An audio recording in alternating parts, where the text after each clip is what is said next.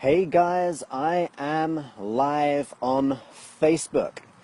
As the update said, today I'm talking about addictions and negative behaviors, and more importantly, how to let them go.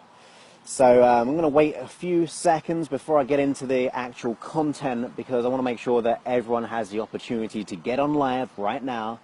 Maybe if you're here watching this, go ahead and leave me a comment that you're ready to learn a bit of information to hold each other accountable in making some changes. So leave a comment on Facebook right now, and also if you could, please go ahead and share this update.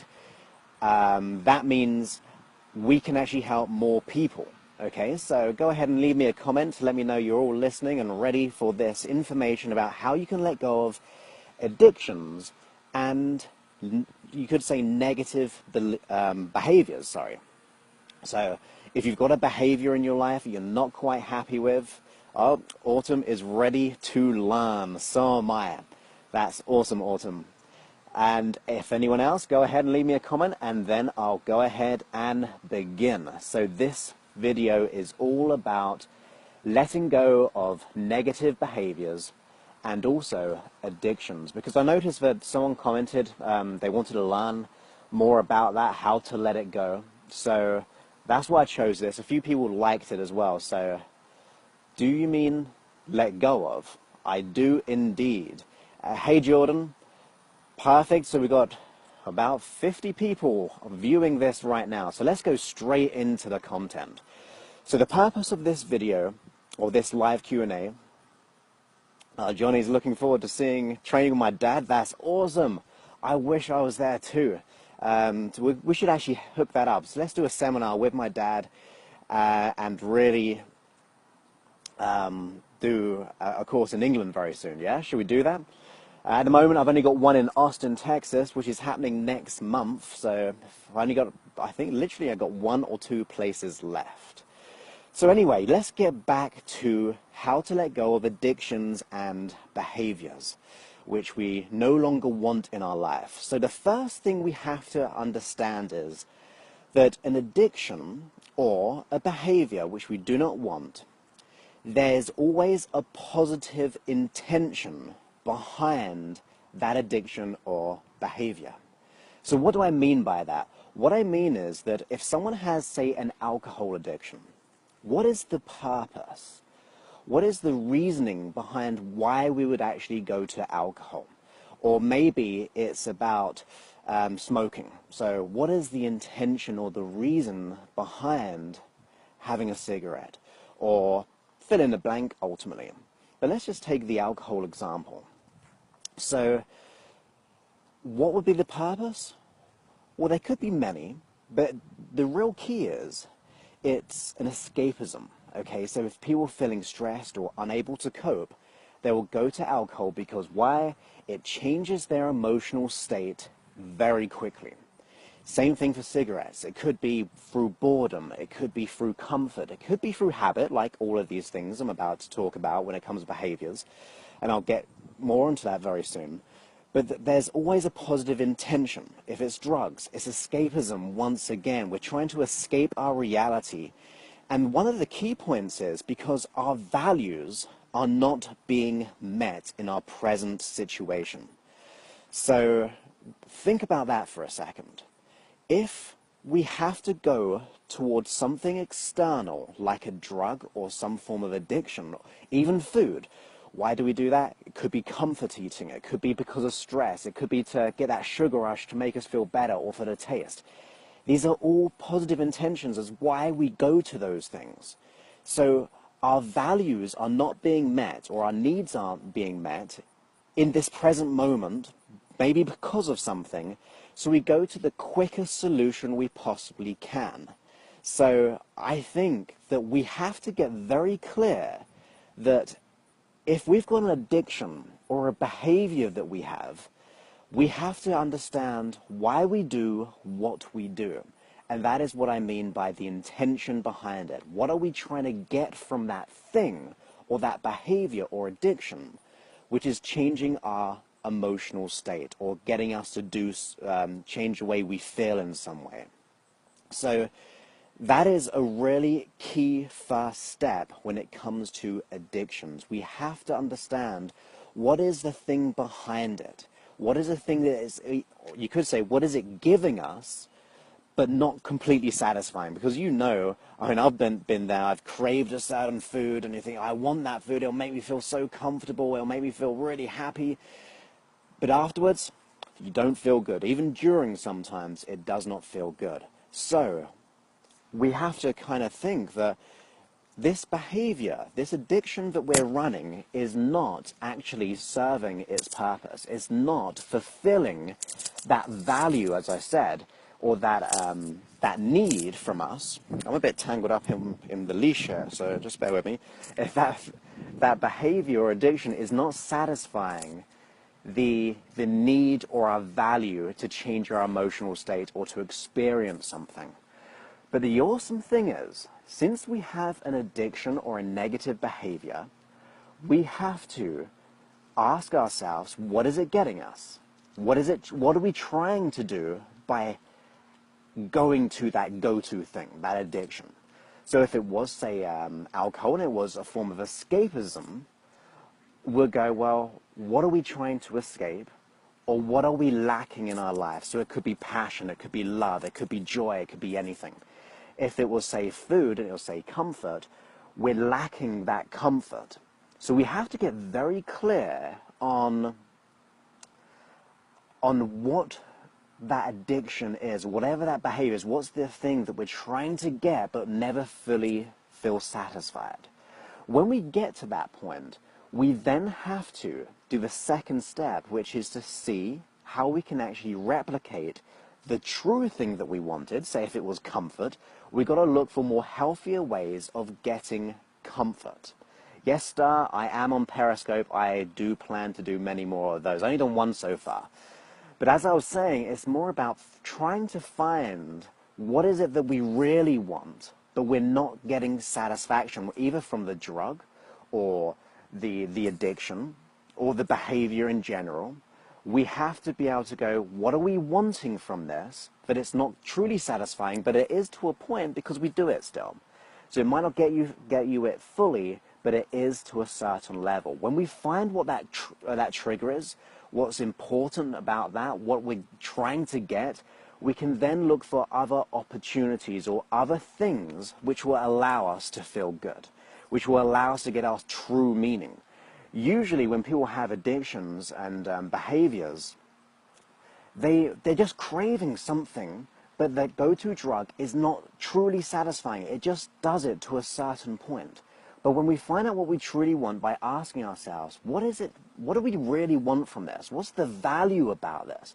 What's it giving me, but not truly giving me? So if it was, say, going for that comfort food, that chocolate, for example, it gives you what?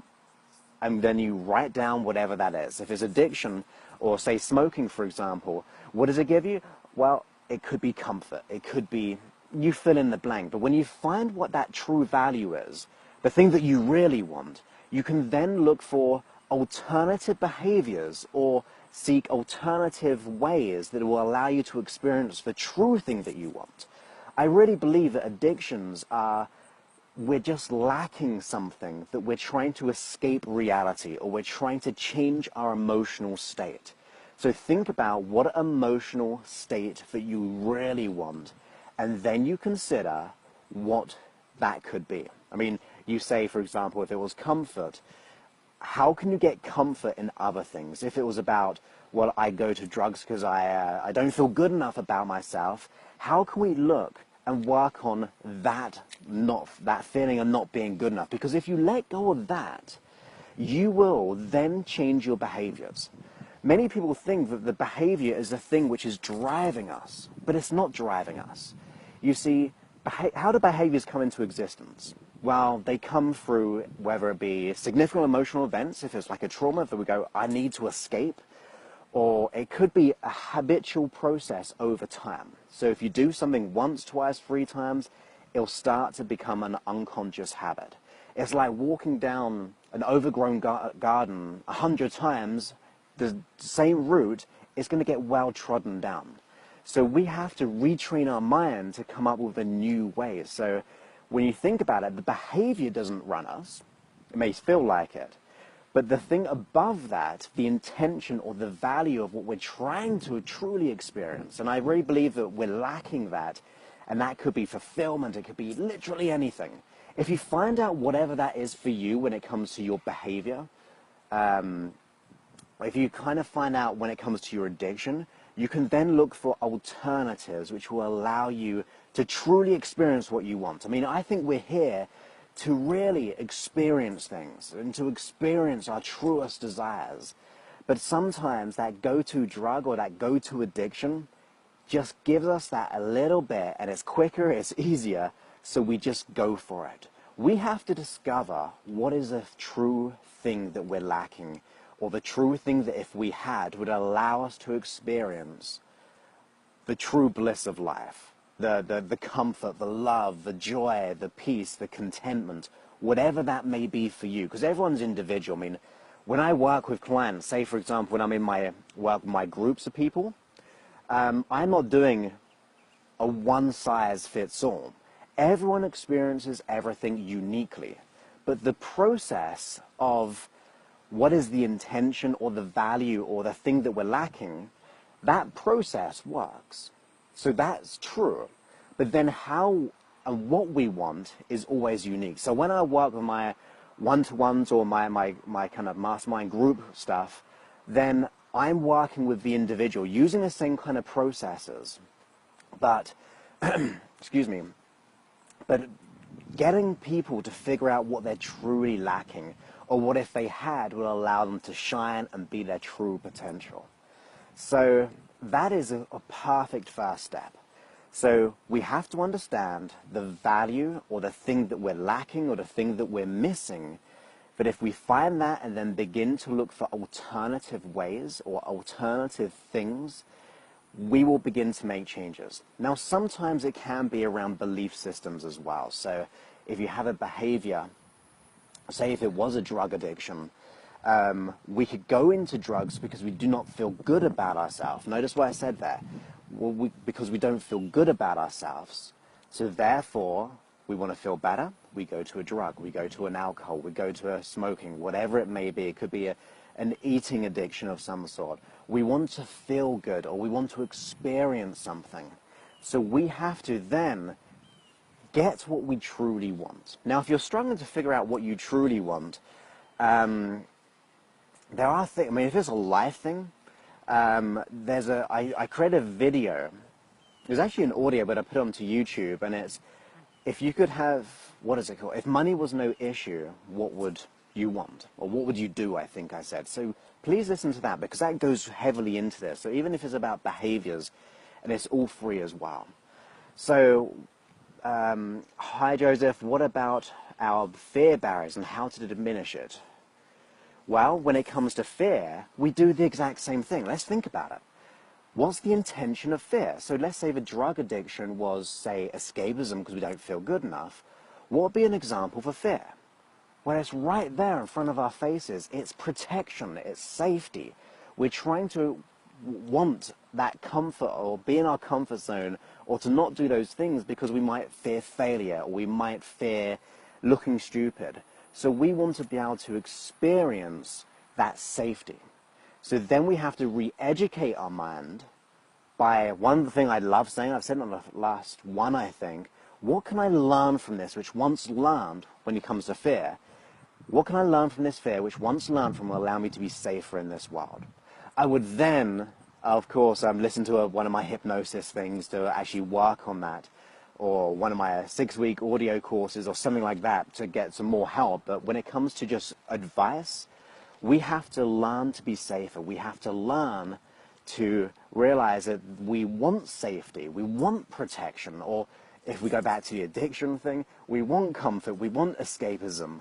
We figure out what we truly want, and then we come up with alternative behaviors, alternative ways, which will allow you to experience what you truly want. Now, the good news is, if you've got an addiction or you've got a behavior you dislike, your body either made it in a split decision, like it made a decision under stress, or it did it over time. So by just practicing this over time, it will either make that split decision back again because your body wants to be safer. It wants you to be safer, but it's doing the best of its present behaviors, which is a very key point. Everyone, there's my belief, everyone is doing the best to their ability with their present resources, okay? So they're doing the best to their ability with their present resources. But if we find new resources, if we understand what we truly want, we will change how our potential is. We'll be changing how we want to be different. So it's really about understanding the intentions behind habits, behaviors, and addictions, that if we understand what we're lacking or what we're missing in our life, we can then seek it out. But unfortunately, we usually just go to the instant gratification of a drug or an addiction or behavior.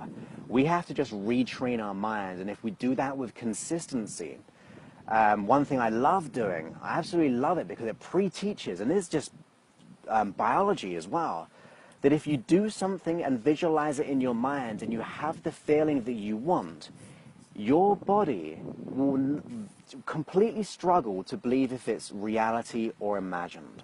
So when we begin to think of our day, how we want to be, or how we want to be when it comes to the outcome or your goal, you visualize exactly how you want to be. And in this situation, you see yourself in that movie, okay? You see yourself in that movie, and you see yourself exactly how you want to be. And if you rehearse that, so you do some visual rehearsal, your brain will actually think that it's true to a certain degree, not completely, but to a certain degree, that we begin to pre-teach the unconscious mind or our body. I mean, for example, Dr. David Hamilton, a close friend of mine, he's a big researcher into the mind and body, and he said, I'm going to probably just butcher this true study, but ultimately it's about there's a study of 3 groups of people learning, or not learning, in fact, it was just pressing the piano keys, okay? So going 1, 2, 1, 2, 1, 2, 1, 2. So the first group were actually physically doing it. And the second group were just visualizing it. And then the third people, you could say, were just the observers of the experiment. And they were trying to see if by going 1, 2, 1, 2 would actually increase the size or the muscular strength of the fingers. So obviously in the first set, where they're actually physically playing the piano with the 1, 2, 1, 2, there was a significant increase when it comes to the strength of the fingers. However, in the second group, where they were just visualizing it, they also significantly, when they measured the results of the strength of the fingers, it actually was profoundly bigger. And what they didn't know was the third group of just observing it actually did as well. So simply observing people in that experiment caused those people to actually get more growth because they're seeing it in their mind. And it's almost like, I used to play soccer, and I love soccer as well. But you see people watching a soccer match, and the ball goes across, and there's a striker who tries to header it into the back of a net, and you see all the crowd trying to do it as well. They're trying to physically head the ball in the back of a net. You can probably notice this as well when you watch a football game or a soccer game. You see, another example would be like watching a film. When you see someone get so immersed, they go, oh, don't do that. Because they're almost hallucinating so much, they're intensely feeling what they're feeling, that the body thinks that it's true to a certain point. So I really suggest understanding the thing that we're lacking when it comes to addictions. What is it that we're lacking that if we had, will allow us to be our true self? Or what are we getting from the addictive behavior or the addiction? We say it could be escapism or comfort, as I said. What is that, and how can we get it in a different way, which is healthy, of course? And then, secondly, a great way of doing that is to learn, ask ourselves, what do I need to learn from this, which once learned will allow me to transform and change and be the best me possible?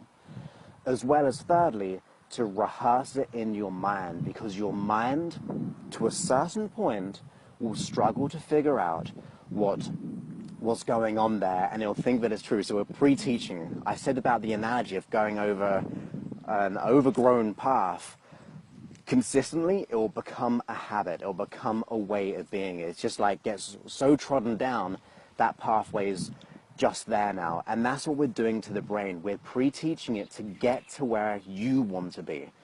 You have to realize that we're in charge of our mind. It might be hard at first. I'm not trying to downplay effort, because everything I've done in my life is taken time. I can be a slow learner sometimes, but with that consistency, that massive inspired action, we can really make the changes that we desire and want in the world. So that is what we really have to do, is that kind of three-step process is a great way when it comes to addictions and negative behaviors. Understand why we do what we do. What are we trying to get by going to that behavior? That if we got the emotion or the feeling or whatever we feel like we're lacking, if we get that in another area of our life, our brain is there to protect us, our body is, and if that's a better behavior, it's far more likely to jump onto the one that you've created, despite it being a go-to or a habit. If you offer it a different solution or a different way of being safe, it will do that. After all, your body is here to protect you and to keep you safe. The fight and flight response, the healing of the body, the general maintenance of habits like driving and walking, the things we don't even think about anymore. Our body is trying to serve us at all times. We just have to re-educate it. So that is pretty much what I've got to say today. It kind of popped up because someone mentioned that that's what I'd like me to talk on. I'm going to plan to get back on here tomorrow. I'm a little bit tired today because I've been juicing today, and I don't think I've had enough water, so I'm kind of getting a bit more fatigued. So I need to have as much water as possible again, having worked out. But I will be back on form, which I hope I've been serving you okay on this one. I'll get back on this tomorrow around the same time as I take Sebastian out for his daily walk, or afternoon walk, and I really look forward to speaking to you guys soon. So once again, if you are enjoying these, please share them, please like, please comment, and I say that because that means we can help as many people in the world who really need it. Not many people can afford everything. I mean, I charge for high-valued products. I do like events, and I do courses, and I've got my own group that I manage, and I have my one-to-one clients. But this is a great way of how I can communicate with people and just help people as much as I possibly can. So thank you, Jude. Hey, Hayley. I hope you're doing absolutely great. Someone who's actually been on my course as well in England, so that's awesome to have you here right now, watching in the UK. So, yes, Nikki, see you tomorrow on here, roughly around the same time. I'm going to try to probably give some notifications if possible. So, once again, if you can please share, like, comment, that means we're helping more people, or the most people as possible, by letting this grow organically. I'm here to serve you and to help you. So, have the most wonderful day, and I look forward to speaking to you soon, guys. Many thanks, and goodbye.